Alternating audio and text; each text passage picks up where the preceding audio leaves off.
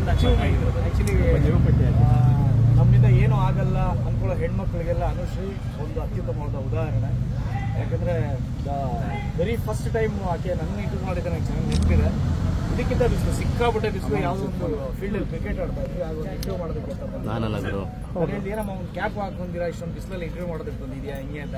ಬಿಸಿಲು ಗಾಳಿ ಅವೆಲ್ಲ ಏನು ಲೆಕ್ಕ ಇಲ್ಲ ಸರ್, ನೀವು ಸಿಕ್ಕಿದೆ ನಮಗೆ ಖುಷಿ, ನಾನು ಇಂಟರ್ವ್ಯೂ ಸಿಕ್ತಲ್ಲ ಅಂತ ಅಂದರೆ ಆಗಲೇ ಅಂದ್ಕೊಂಡು ಹುಡುಗಿ ಏನೋ ಒಂದು ಅಚೀವ್ಮೆಂಟ್ ಮಾಡುತ್ತೆ. ಸೊ ಇವತ್ತು ಆ್ಯಂಕರಿಂಗ್ ಅಂದರೆ